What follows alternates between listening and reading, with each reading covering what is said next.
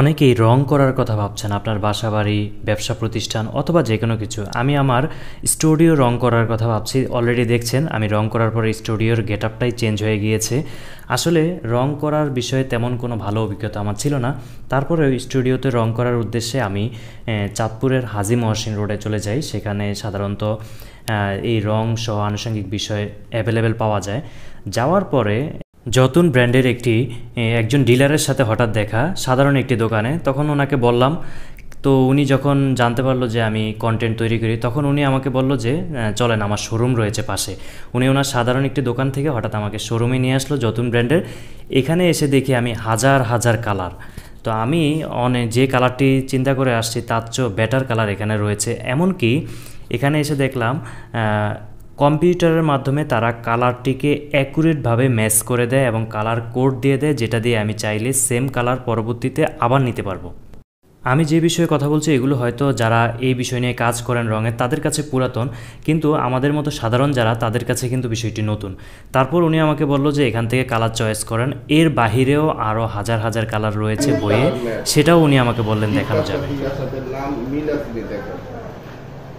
Colour চয়েসের পর colour code দিয়ে উনি কম্পিউটারে এটা ম্যাচ করে নিচ্ছেন। এখানে প্রাইস চলে আসবে 630 টাকা।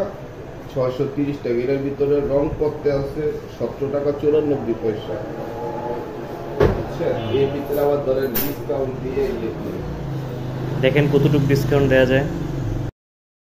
আমি যে রঙটি চয়েস করেছি এখানে প্রায় 17 টাকার রং তারা দিয়েছে। এই রঙের সাথে এই যে দেখুন রঙটি তারা মিক্স করছে, একটি ম্যাটেরিয়াল রয়েছে যে ম্যাটেরিয়ালটির সাথে তারা মাত্র 17 টাকার রং মিক্স করে এই ডিব্বা, যেটাকে বলা হয় রঙের, আপনার অঞ্চলে আপনারা কি বলেন, এই পটটাতে তারা নিয়ে নিল অল্প একটু রং। আর বাকি পুরোটা বিষয় অন্যান্য কেমিক্যাল বা যেটাই বলেন ওই ম্যাটেরিয়ালগুলো বা ওগুলো কিন্তু ওইভাবে আমরা চিনি না। লক্ষ্য করুন যে অল্প একটু রং কিন্তু এখানে মিক্স করা হয়েছে ওই পদার্থটির সাথে।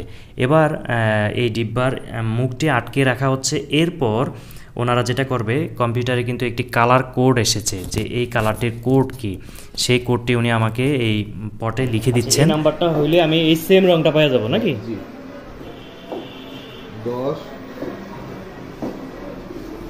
541, এই 10 541 এই যে নাম্বারটা দিয়ে দিলাম। এরপর আসবে এই রঙটি মিক্সিংয়ের বিষয়, কারণ এটি তো উপরে ফেলে দিল মেশিনের মাধ্যমে, উপরে দিয়ে দিল।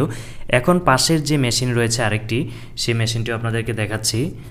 এই পাশেরটিতে হচ্ছে তাদের ডিসপ্লে, সেখানে আপনারা দৃশ্যমান কিছু রং দেখছেন, কালার দেখছেন, যেগুলো থেকে আপনারা চয়েস করতে পারবেন। এছাড়াও ওদের কিন্তু একাধিক বই রয়েছে, যে বইগুলোতে তারা আরও কালার রয়েছে এবং কালার কোড রয়েছে।